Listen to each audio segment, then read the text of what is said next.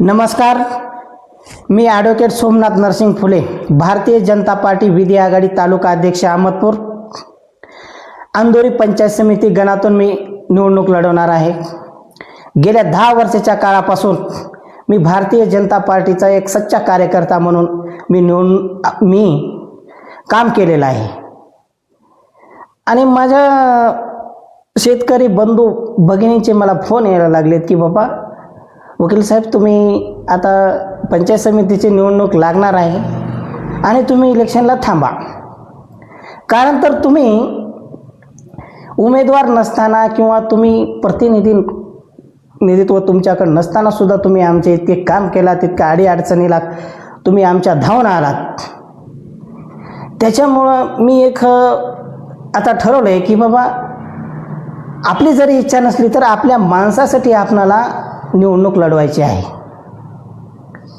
आणि त्यांचं एक म्हणणं आहे की बाबा तुम्ही वकील आहात आणि आमच्यावर कुठे अन्याय वगैरे झाला तर तुम्ही आमचे अन्यायावर आवाज उठवता आणि त्याचं निराकरण करता. बरं, मग आपल्याला पक्षानं उमेदवारी का द्यावी असं तुम्हाला वाटतं? कारण तर मी गेली 10 वर्षापासून भारतीय जनता पार्टीचं काम करतोय आणि ज्या भारतीय जनता पार्टीचा विचार मी सर्वसामान्य जनतेपर्यंत नेण्याचा मी प्रयत्न केलेला आहे. आणि जी काही योजना भारतीय जनता पार्टीनं राबवलेल्या आहेत त्या योजनेचा लाभ जनतेपर्यंत पोहोचवण्याचा काम मी केलेलं आहे. आणि माझ्या पंचायत समितीमध्ये शेतकरी वर्ग आहे, मजूरदार वर्ग आहे आणि त्यांचे प्रश्न आहेत, शैक्षणिक प्रश्न आहेत, सामाजिक प्रश्न आहेत. आणि त्यांच्या गावामधील समजा रस्ते नाहीत,